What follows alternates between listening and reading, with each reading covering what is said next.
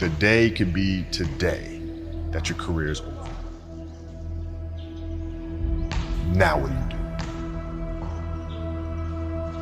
I said, I better get to work. Rest at the end, not in the middle.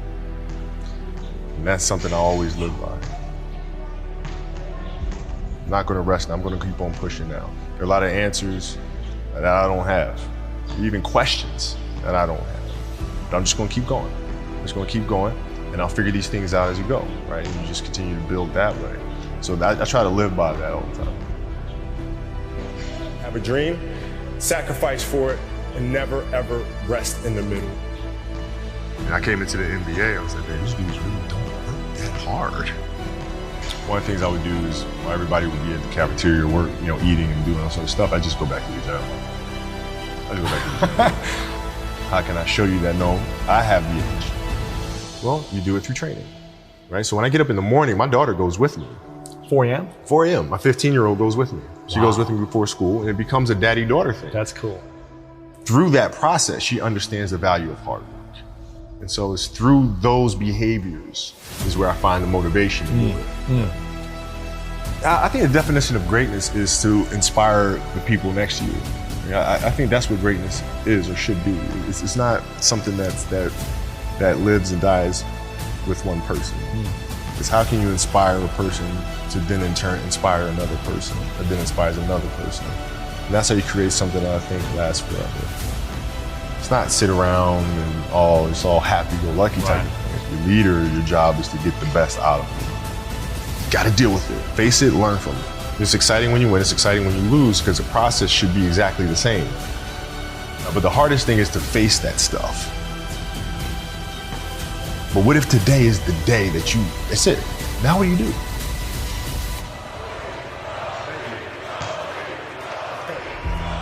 What can I say? Mamba out.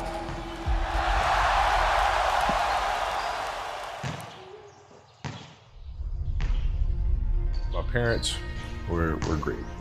Growing up, they instilled in me the importance of imagination, of curiosity, and understanding that, okay, if you want to accomplish something, I'm not just going to sit here and say, yes, you can do whatever you want.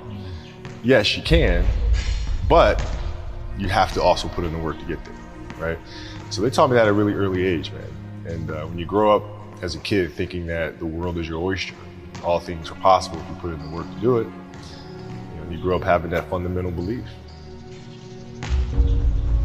Who was more influential for you, your father or mother? Both were influential at different points. Yeah. Right. My mom was there on a daily basis. My father was really influential at a really critical time where I had a summer where I played basketball when I was like 10 or 11 years old. And here I come playing and I don't score 1 point the entire summer. Not one. You didn't score once? Not one. Were you in the game? I was in the game. How'd you not score? Because I was terrible. Not a free throw, nothing. Not a lucky shot, not a breakaway layup, 0 points. And I remember crying about it, being upset about it. My father just gave me a hug and said, listen, whether you score 0 or score 60, I'm gonna love you no matter what. Wow. Now that is the most important thing that you can say to a child. Because from there, I was like, okay, that gives me all the confidence in the world to fail. I have the security there. But to hell with that, I'm scoring 60. Let's go. Right. And from there, I just went to work. I stayed with it. I kept practicing. I think that's when the idea of understanding a long-term view became important. Because I wasn't going to catch these kids in a week. I wasn't going to catch them in a year. Right? So that's when I sat down and said, okay, this is going to take some thought. Right? What do I want to work on first? All right, shooting. All right, let's knock this out. Let's focus on this. Half a year, 6 months, do nothing but shoot. Right, after that, all right, creating your own shot. You focus. So I started creating a menu of things. When I came back the next summer, I was a little bit better. And then 14 came around, back half of 13, 14 years old, and then I was just killing everyone. And it happened in 2 years, and I wasn't expecting it to happen in 2 years, but it did, because what I had to do was work on the basics and the fundamentals. While they relied on their athleticism and their natural ability. And because I stick to the fundamentals, it just caught up to me. And then my body, my knees stopped hurting, I grew into my frame. And then your athleticism once you have the fundamentals, Exactly. the hard work, the mindset, and you tack on the athleticism, it's game over. Then it was game over. Wow.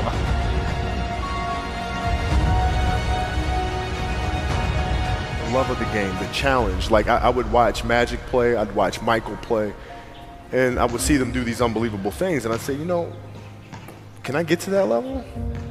I don't know, but let's find out. Let's find out. And so that curiosity to see where I could push this thing led me down that path, I think. With the 13th pick in the 1996 NBA Draft, the Charlotte Hornets select Kobe Bryant from Lower Merion High School in Pennsylvania. Greatness lies ahead for this young man. Well, I learned that you have to work hard and you have to approach the game with a serious mindset. There was a stretch in 03 where Shaq was out with an injury. And Phil called me up to his office and said, okay, we need you to really turn on the afterburners and start scoring the ball if we have to win. So I did, and I wound up scoring, I think it was 9 straight games, 40 plus points. 9 straight. 9 straight games. And then Shaq comes back, second to last game of that. And then Phil called me up to his office and said, Kobe, okay, I need you to dial it back. I'm like, why? Like, we're winning. I don't understand. It's because our goal is to win a championship.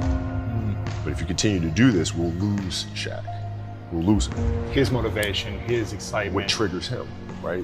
So I need you to pull back so we can pull Shaq forward for June. Wow. I mean, that was the big challenge, is you move from, you know, being the single dominant player to understanding, okay, I have to help these other guys. Or lift everyone else up. It's tough. It's more like you put yourself to the side and you put yourself in their shoes and understand what they're feeling.